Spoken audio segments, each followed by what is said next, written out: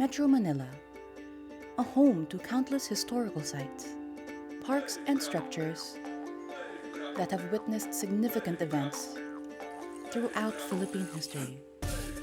Some have become iconic landmarks located around the city, and some in secluded parts of neighborhoods. In this episode, go back in time as we explore Paco Park's serene beauty and the history behind it. National parks, such as Rizal Park and Paco Park, are developed and preserved under the management of the National Parks Development Committee. I'm Eduardo C. Villalon Jr., 58 years old. I'm the Chief of the Planning and Management Division of the National Parks Development Committee. So its main vision or goal is actually to be the lead agency, because we are an agency, to be the lead agency that's responsible for a fully developed and well-maintained park that will cater for the wholesome recreation by Filipino people and for the sociocultural education to enrich their national identity and heritage in partnership with communities, GOs and NGOs. Declared by the Philippine President, these national parks play a major role in our nation's history. So, ang kanyang pagiging national park, aside from an open open space, because of its, it's considered a cultural treasure. Paco Park is a 200-year-old recreational area situated inside the suburb district of Paco, Manila. The park measures 0.411 hectares and was designed in a circular form, in a structure of two concentric stone walls, with a garden and an oval chapel dedicated to Saint Pancratius inside. In 1807, the park was built by Ministro de Obras Nicolas Ruiz, designed as a cemetery of the elites in the colonial period. It was originally named as Cementerio General de Dilao. Tawag sa kanya Cementerio General de Dilao because the area is Francisco Dilao.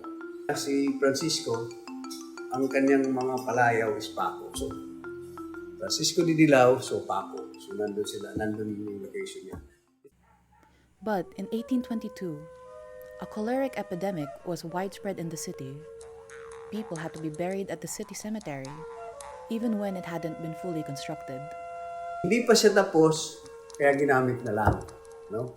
Ginamit na lang yung Paco Park. Kasi, ang dami namatay. So, around, nakapagawa ng 1,720 na nicho.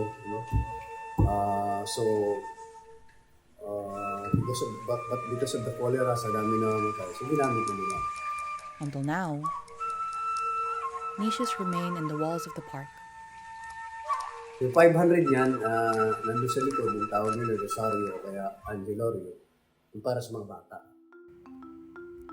Prominent figures such as Governor General Ramon Maria Solano, the three priests Gomburza, and Jose Rizal, the Philippine national hero, were reportedly buried here.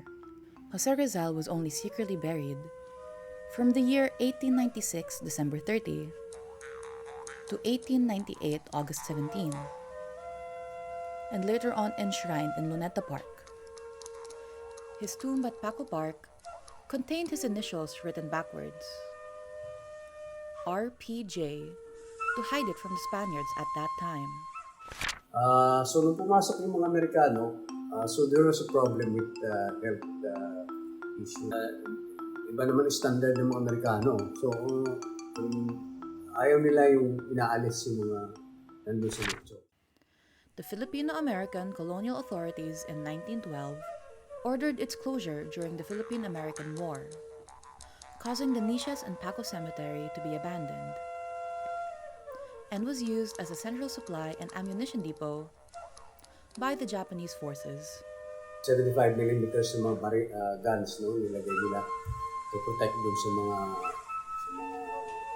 incoming soldiers. Later in the 1960s, the cemetery was transformed into a park by landscape architect Ildefonso I.P. Santos, who is today acknowledged as a national artist, showcasing the fusion of old and new style of architecture. The first landscape architect, which is now a national artist, si Ildefonso Santos Jr., was assigned to redevelop and clean up the Paco Park. In 1966, it was legally recognized as a national park to preserve its historical significance, rich cultural heritage, and national beauty of the park.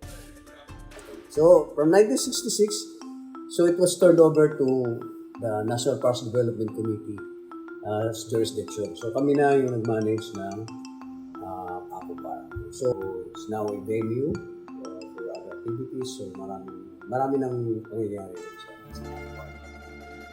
Given its Spanish architecture and peaceful environment,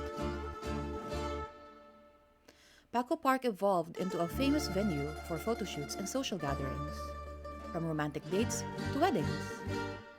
The park itself, plus that iconic chapel, contributes to the aside from the fact that it's a Spanish influence. Paco Park became a perfect location for events, like Paco Park Presents, a concert featuring the finest musical artists, and chorales of classical and traditional Filipino music. So, ang Paco Park Presents is already like 42 years, no? In February 29, 1980, Paco Park Presents started its presentation. It's because of it was a brainchild of the press and cultural attaché of the German embassy. I think it was Christoph Jensen and of course Padre Valenza to showcase musical, traditional and classical presentations. No? So that's every Fridays. No? Fridays dati, pre-pandemic time, kaya that's why we call that Paco Park Presents on Fridays. Every Friday of the week. So, but of course, during the pandemic, ngayon medyo, I think monthly muna kami. But we're transitioning again for the weekly presentation. Paco Park is open to the public from 6 a.m. to 5 p.m. On behalf of NPDC, we very much will very appreciate if you will patronize, visit our parks so that you will learn and learn our history and understand our journey as a people. Places like Paco Park allow us to have a glimpse of our country's history, a sanctuary of Philippine heritage and culture. These places are testimony, are living testimony of the patriotism of the heroism of our forefathers. These places are not only historic but sacred as far as our journey as a nation is